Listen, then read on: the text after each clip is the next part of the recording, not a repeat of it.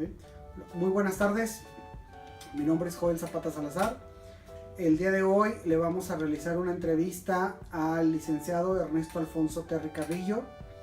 Él es el encargado del archivo que para la actividad nos están solicitando y nos va a platicar un poco acerca de su formación, de su trayectoria y de sus funciones dentro del archivo.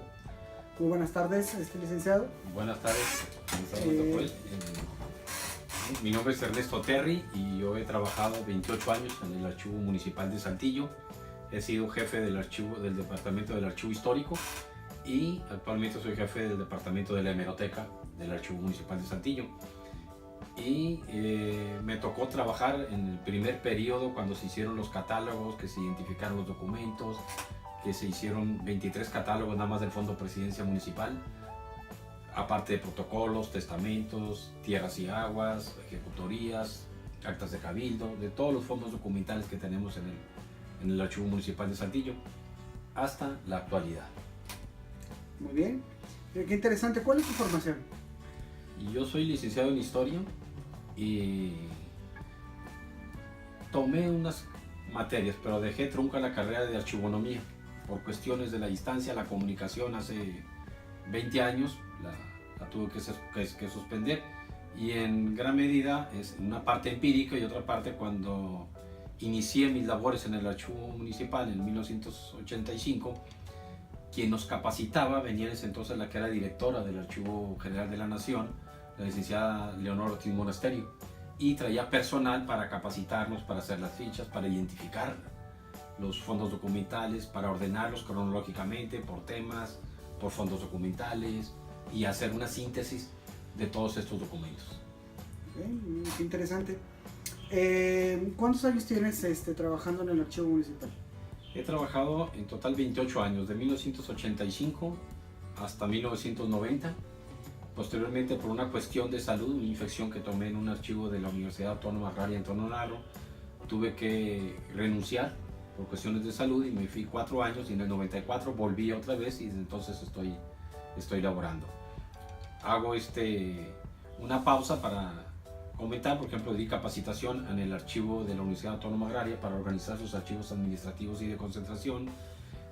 Trabajé en el rescate, fui encargado del área del rescate, trabajando para la licenciada Elsa Rodríguez en ese entonces, para rescatar el archivo histórico de la Universidad Autónoma Agraria Antonio Narro, aquí en Saltillo. Di clases en el CONALEP también, una carrera que había de administración municipal en los años 80, y que era una carrera muy interesante porque era para que los jóvenes, todos becados, uno de cada municipio, pudiera reintegrarse en la administración municipal en distintas áreas. Llevaban contabilidad, llevaban administración de archivos, llevaban una serie de materias que se podían ubicar, tanto en obras públicas como en servicios primarios, en administración, en tesorería o en un archivo histórico. Era la intención. Qué interesante. Tu formación como historiador, ¿cómo ha impactado precisamente en tu trabajo diario como parte del archivo? Te da otra perspectiva. Hay tres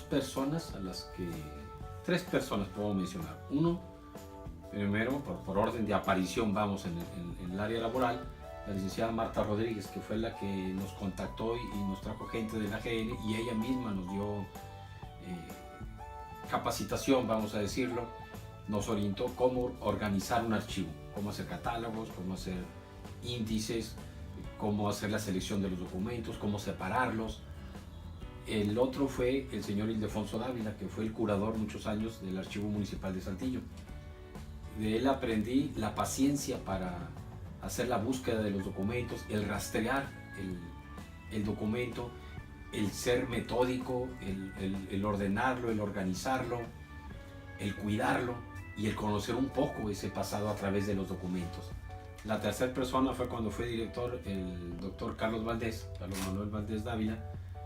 Él te lo enseña desde otra perspectiva, a consultar el documento, a interrogarlo, a ver el documento ya no como para ordenarlo, sino qué está diciendo o qué está dejando de decir el documento, qué dice el documento de las personas que lo están redactando, quien lo escribe, y qué están diciendo de las personas que están hablando.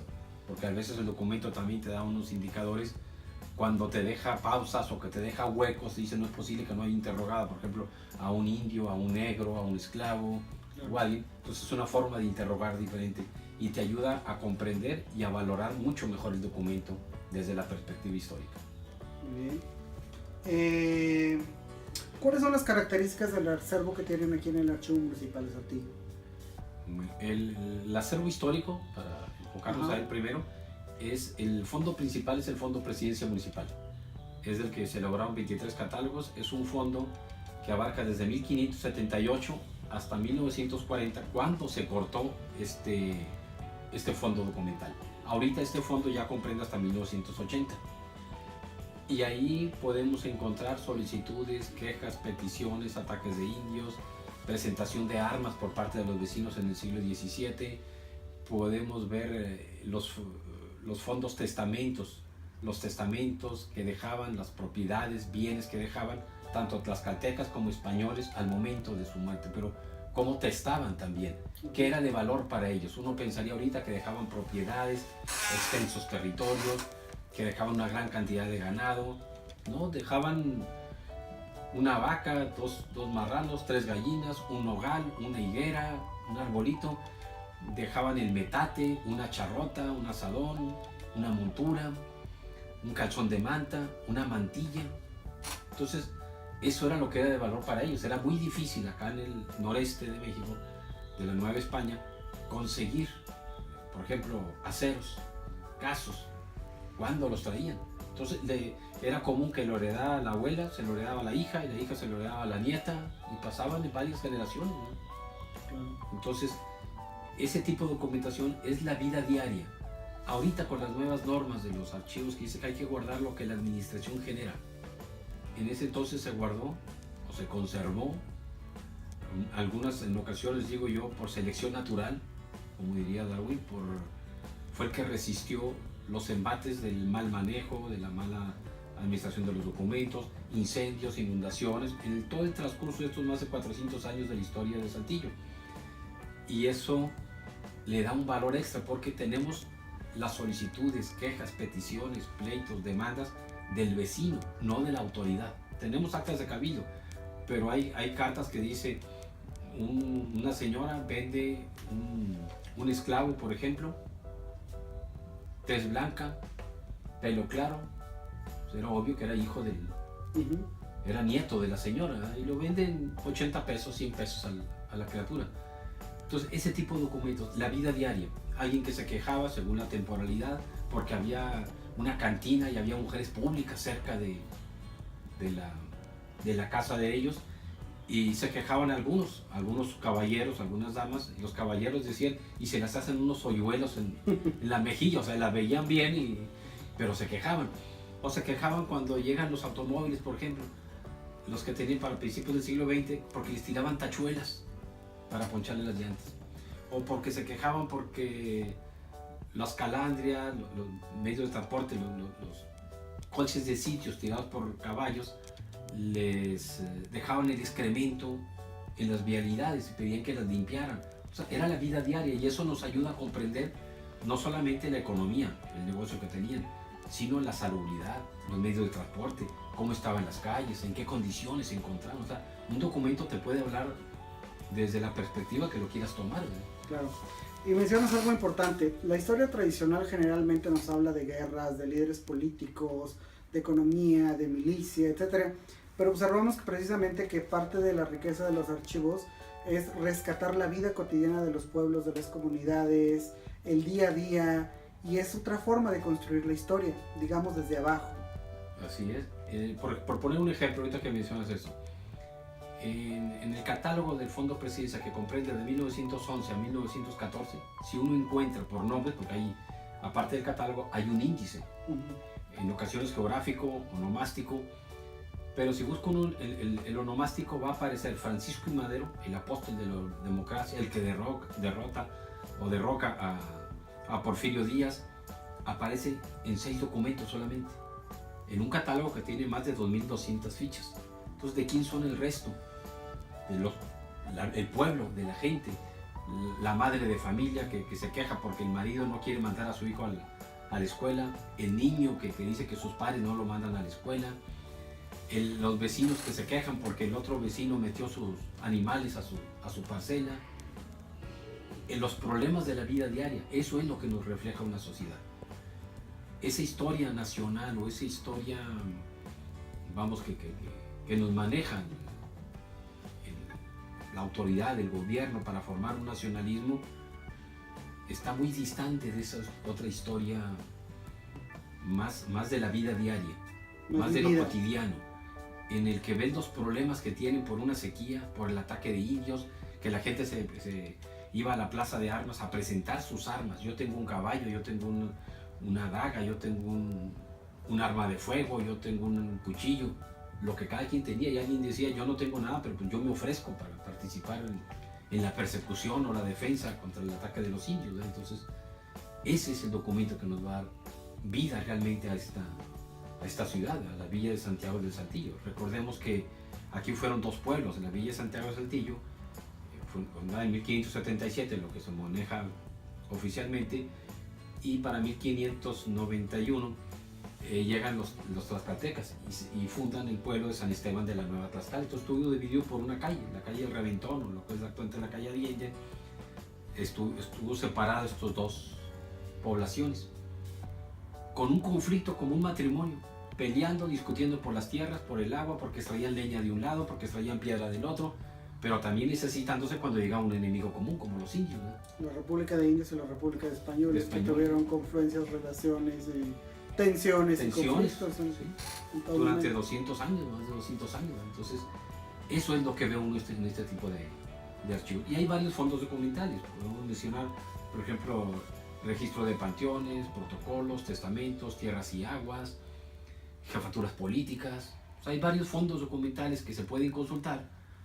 Todos están fichados, todos están catalogados. Entonces se puede acceder rápidamente a un documento, o viendo el catálogo se puede acceder a un índice onomástico si sabe el nombre de la hacienda o del personaje, haciendo la aclaración que no anotamos todos los nombres en esa síntesis del documento.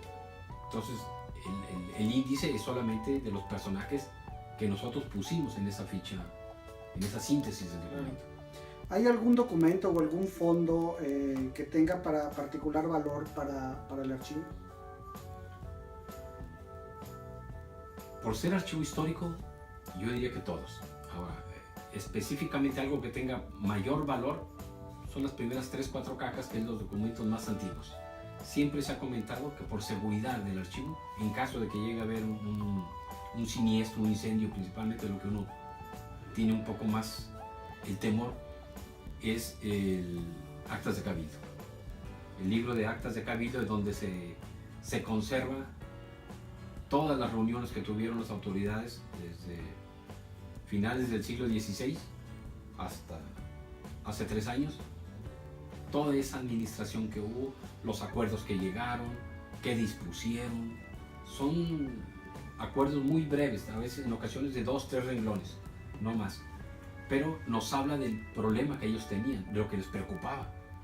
Recuerdo, por ejemplo, por mencionar como un ejemplo, vamos, cuando se hace el movimiento insurgente en Dolores Hidalgo, la madrugada del 16 de septiembre, para el 29 de septiembre, en 13 días, nosotros que estamos a 650-700 kilómetros de Dolores Hidalgo, porque el camino no era recto, venían por la sierra, en 13 días llegaron aquí.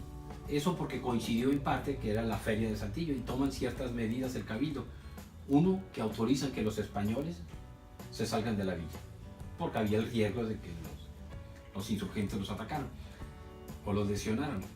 Otro, que se prendieran faroles frente a las casas, que vigilaran a todo extraño que llegara, que nadie portara armas, que se formara un grupo armado para defender la villa en caso de que llegaran estos insurgentes. Y se fueron, pero todos se pasan al lado de los insurgentes. Cuando ha llegado el momento, claro. Eran 200, 300, venían 11,000 que iban a enfrentarse a ellos, ¿no? Entonces, ese tipo de documentos es lo que da valor. O cuando mencionan hay un plano, por ejemplo, en la ciudad de Saltillo, por un pleito, y menciona las casas consistoriales, la plaza mayor y la parroquia, que es lo que es ahorita Palacio de Gobierno, la plaza de Independencia o Plaza de Armas aquí en Saltillo, y la catedral en esa misma posición. Muy bien. ¿Cuál es la forma de consulta o acceso que pudieran tener los interesados en el archivo? Tanto los especialistas como cualquier persona que quiera acceder a la información. Bueno, ahorita consultando a través de la página del Archivo Municipal de Saltillo, se puede acceder a los catálogos, sobre todo los del Fondo Presidencia Municipal. Desde la gente que esté en cualquier otra ciudad puede hacer una consulta, identificar qué documentos le sirven, puede revisar los 23 catálogos del Fondo Presidencia, identifica y después se comunica para que le hagan llegar algún documento, o si ya viene a consultar porque desea revisarlos, iba a decir físicamente, ahorita hago una aclaración, él ya se puede trasladar, pero ya no pierde tiempo, sobre todo investigadores, gente que va a hacer una consulta, pierde mucho tiempo en los catálogos, en consultarlo, en revisar un catálogo físico y buscar, a ver qué es lo que puede encontrar que sea de su interés según la temporalidad y el tema que selecciona. Si lo consulta desde su casa o desde su trabajo, entonces ya viene solamente a pedir los documentos que se requieren. Claro. Ahora, esa pausa que hago, pues, esa aclaración, es que esto se hacía hasta hace poco tiempo. Hoy ya no se prestan los documentos originales. Se les digitaliza y se vende la copia digitalizada. Pero el usuario puede tener acceso a esa información. Lo que sí tiene, si no está, en caso de que no esté digitalizado esa parte, se tiene que esperar a que se lo digitalicen y él ya lo lee digitalmente el documento. Estas son las nuevas normas que se están viendo de acuerdo a las leyes de archivos, al resguardo, conservación de los acervos documentales, porque se dice para conservarlos. Saltillo, o al menos todo el norte y noreste de México, le ha beneficiado siempre el tipo de clima que tiene, que es un clima seco. A diferencia de los estados del centro o sureste del país, que hay mucha humedad, ahí sí los documentos aquí se han conservado relativamente bien. Se han extraviado porque no había una cultura de resguardar los documentos en el siglo XVIII, XIX o principios del XX. Entonces esa documentación, pues alguna se extravió, se la llevaba el funcionario, o no tenían cuidado y se perdía o se incendiaba, o las casas consistoriales se quemaron cuando están en lo que actualmente es el Palacio de Gobierno.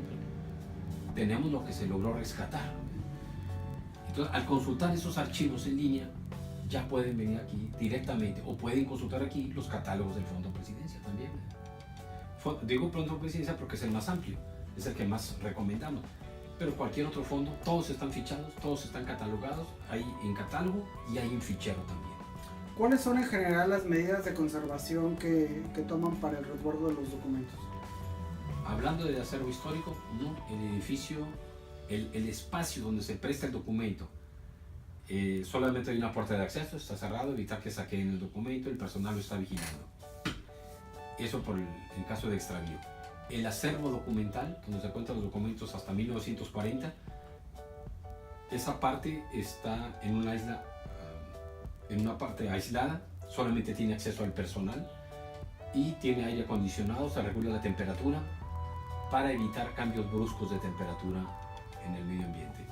Las ventanas del edificio, por aquello que alguien se siente muy próximo a una ventana para trabajar, todas tienen filtros para proteger de la luz solar posible y tiene cortinas o persianas para evitar que dé el sol. Lo que más daña el documento es la combinación de calor con humedad, porque eso es lo que provoca los hongos. Puede haber o calor solo o humedad sola. Algo que nos llama mucho la atención, sobre todo con archivos grandes, es que existen documentos clasificados o de difícil o nulo acceso a ellos, o aparte de ellos. En el caso del archivo histórico de la ciudad de Saltillo, ¿existe esta condición? En el histórico, la única condición para el préstamo es las condiciones físicas en que se encuentra el documento.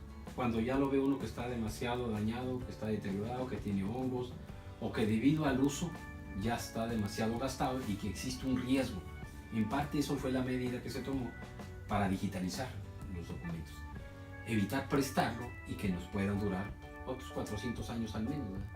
El problema de la digitalización, hay que afrontarlo, es costoso, es difícil conseguir el equipo y sobre todo hay que pensar en que hay que estar migrando ese acervo documental. Si lo grabas en CD hay que pensar que en 5 o 6 años tu computadora ya no va a ser capaz de leer eso porque se están actualizando los programas. O te quedas con una computadora vieja o estás actualizando esa. Y si la actualizas, tienes que estar actualizando el respaldo que estás haciendo también. Y eso implica gastos. Y sabemos, a nivel nacional, a los archivos no se les destinan unos presupuestos muy elevados, a cualquier archivo. Hay archivos grandes como el AGN o otros archivos en que sí reciben un presupuesto comparado con los pequeños de los municipios y reciben mucho dinero, pero para ellos también es muy poco, ¿verdad? Por la cantidad de documentos que tienen. Ok, ¿algo que nos quieras agregar? Que se valore, no hacer una invitación, que se valore el documento, que se valore la historia. En una ocasión leí en una frase de un historiador, dice, el documento en sí no tiene ningún valor. El valor se adquiere hasta que alguien lo interpreta, alguien lo consulta, alguien le da vida a ese documento y alguien rescata a los personajes que intervinieron en ese documento, en ese acontecimiento. Mientras no lo consulte un investigador, un historiador, un estudiante, el documento está muerto. No tiene ninguna validez para nadie, ¿verdad? Y no tener miedo de decir, es que este documento ya lo revisó fulano de tal, el otro lo revisó el maestro fulano, el otro lo revisó el estudiante o el compañero fulano. No todos lo vamos a ver desde una perspectiva diferente. Uno puede ver un documento de indios que dice que indios tan bárbaros, tan salvajes, como decían los españoles, que atacaban, que mataban. Y otro lo puede ver, que indios cómo se defendieron, porque les quitaron su espacio, les trataron de cambiar su cultura, su religión, su idioma. Y eso cada quien lo va a interpretar de acuerdo al bagaje cultural que tenga cada quien, de acuerdo al gusto, a la preferencia. Cuando consultamos un tema, ya tenemos una preferencia por ese tema especial. Entonces ya no estamos siendo imparciales totalmente, ¿no? Buscamos lo que nos gusta o lo que conocemos mejor, ¿no? Bueno, pues muchas gracias. El día de hoy tuvimos una entrevista con el licenciado Ernesto Alfonso Terry Carrillo del Archivo Histórico de la ciudad de Saltillo. Muchas gracias.